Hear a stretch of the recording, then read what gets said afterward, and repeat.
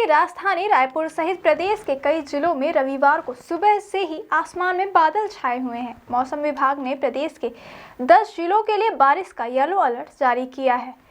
विशेष रूप से बलरामपुर, जशपुर, रायगढ़ समेत उत्तर संभाग के जिलों में भारी बारिश की संभावना जताई गई है।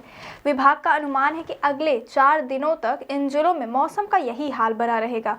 पिछले 24 घंटे में प्रदेश के अधिकांश हिस्सों में हल्की से मध्यम बारिश दर्ज की गई, जबकि बिलासपुर और दुर्ग में कहीं कहीं भारी बारिश हुई है। बलरामपुर जिले के रामानुजगंज क्षेत्र में लगातार 3 दिनों से मूसलाधार बारिश हो रही है।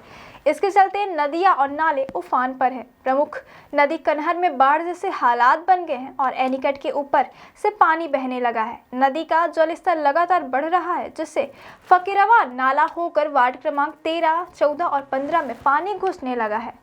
इस कारण लोगों की आवाजाही बाधित हो गई है और कई घरों में पानी पहुंच गया है। नदी के बढ़ते स्तर को देखकर क्षेत्रवासी चिंतित नजर आ रहे हैं। दुर्ग जिले में रविवार को सुबह से ही घने बादल छाए रहे। दिन भर रुक रुक कर हल्की से मध्यम बारिश होती रही। मौसम विभाग के अनुसार रविवार को औसतन तापमान 22.6 डिग्री सेल्सियस के आसपास रहेगा और हवाओं की रफ्तार 18 से 25 किलोमीटर प्रति घंटे के बीच होगी। शनिवार को हुई बारिश के बाद दिन और रात के तापमान में गिरावट दर्ज की गई थी। दुर्ग में शनिवार को न्यूनतम तापमान 18 डिग्री सेल्सियस दर्ज किया गया। रायपुर, दुर्ग और बिलासपुर में दिन का तापमान सामान्य से 3 से 4 डिग्री तक कम रहा। सिनॉप्टिक सिस्टम की बात करें तो छत्तीसगढ़ और उससे सटे पूर्वी मध्य प्रदेश में बना लो प्रेशर एरिया अब कमजोर पड़ चुका है। हालांकि इससे जुड़ा साइक्लोन सर्कुलेशन दक्षिण पूर्वी मध्य प्रदेश और आसपास के क्षेत्रों में सक्रिय है। मौसम विभाग के आंकड़ों के मुताबिक 1 जून से अब तक प्रदेश में औसतन 814 मिलीमीटर बारिश दर्ज की गई है। बलरामपुर जिले में सबसे ज्यादा 1174.6 मिलीमीटर और बेमेतरा में सबसे कम 399.5 मिलीमीटर बारिश हुई है। 1 जून से 30 जुलाई तक कुल 623.1 मिलीमीटर बारिश रिकॉर्ड की गई, जबकि मौसम विभाग ने इस अवधि में करीब 558 मिलीमीटर बारिश का अनुमान लगाया था, यानी अनुमान से लगभग 12% ज्यादा बारिश हुई है। केवल जुलाई माह की बात करें तो इस दौरान 453.5 मिलीमीटर बारिश हुई। पिछले 10 वर्षों में सिर्फ 2 बार ही जुलाई में 400 मिलीमीटर से अधिक बारिश हुई है। साल 2023 में जुलाई से सबसे ज्यादा 566.8 मिलीमीटर और 2016 में 463.3 मिलीमीटर बारिश दर्ज की गई थी।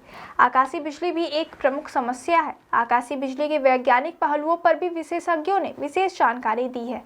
आसमान में जब विपरीत ऊर्जा वाले बादल हवा के साथ उमड़ते घुमड़ते रहते हैं और टकराने पर घर्षण से बिजली पैदा होती है। यह बिजली धरती तक पहुंचने के लिए किसी माध्यम की तलाश करती है। अक्सर बिजली के खंभे इसके लिए संचालन का काम करते हैं, लेकिन यदि उस समय कोई व्यक्ति उस परिधि में होता है तो वह भी चार्ज के लिए कंडक्टर बन जाता है। आकाशीय बिजली का तापमान सूर्य की ऊपरी सतह से भी ज्यादा होता है। इसकी क्षमता करीब 300 किलोवाट यानी 12.5 करोड़ वाट से अधिक चार्ज की होती है। यह बिजली मिली सेकेंड से भी कम समय के लिए ठहरती है और मनुष्य के सिर, गले व कंधों को सबसे ज्यादा प्रभावित करती है।